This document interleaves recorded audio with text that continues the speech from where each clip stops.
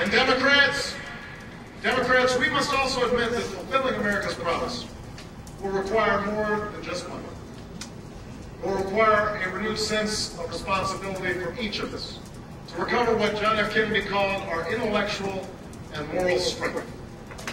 Yes, government must lead on energy independence, but each of us must do our part to make our homes and businesses more efficient. Yes, we must provide more ladders to success for young men who fall into lives of crime and despair. But we must also admit that programs alone can't replace parents, that government can't turn off the television and make a child do her homework, that fathers must take more responsibility to provide love and guidance to their children.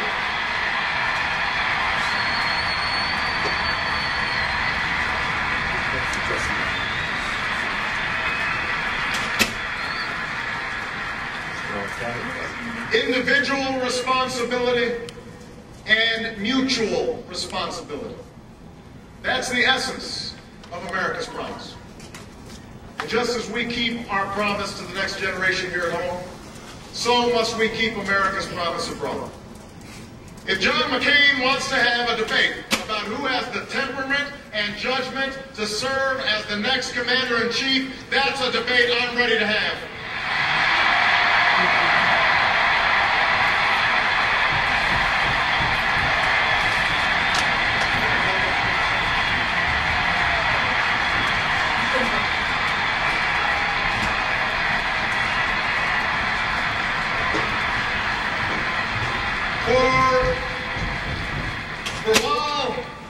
While Senator McCain was turning his sights to Iraq just days after 9/11, I stood up and opposed this war, knowing that it would distract us from the real threats that we face.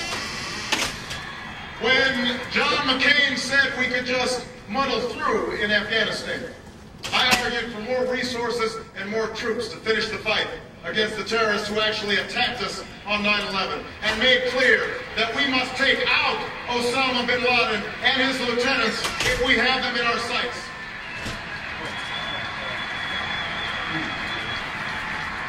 You know, John McCain likes to say that he'll follow bin Laden to the gates of hell, but he won't even follow him to the cave where he lives.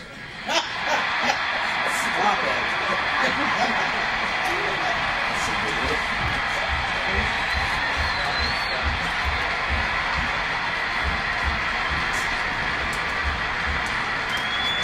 And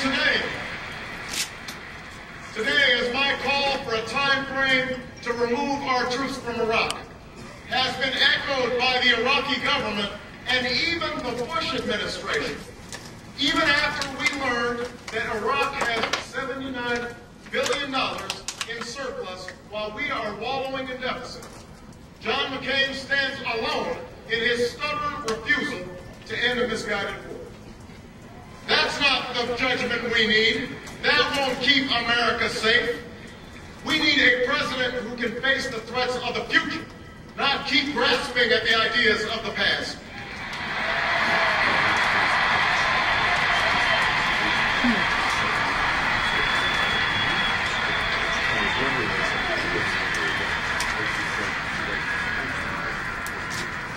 You don't defeat a terrorist network that operates in 80 countries by occupying Iraq.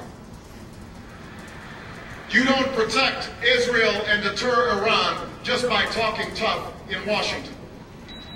You can't truly stand up for Georgia when you've strained our oldest alliances.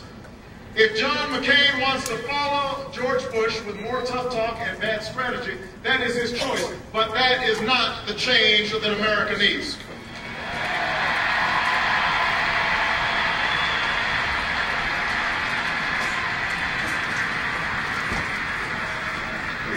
We are the party of Roosevelt. We are the party of Kennedy. So don't tell me the Democrats won't defend this country. Don't tell me the Democrats won't keep us safe. The Bush-McCain foreign policy has squandered the legacy that generations of Americans, Democrats and Republicans, have built. And we are here to restore that legacy.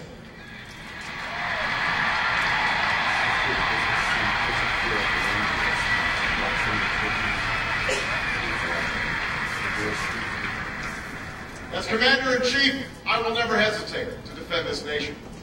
But I will only send our troops into harm's way with a clear mission and a sacred commitment to give them the equipment they need in battle and the care and benefits they deserve when they come home.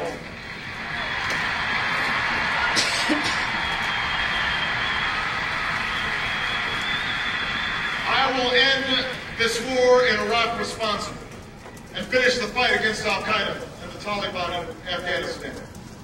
I will rebuild our military to meet future conflicts, but I will also renew the tough, direct diplomacy that can prevent Iran from obtaining nuclear weapons and curb Russian aggression.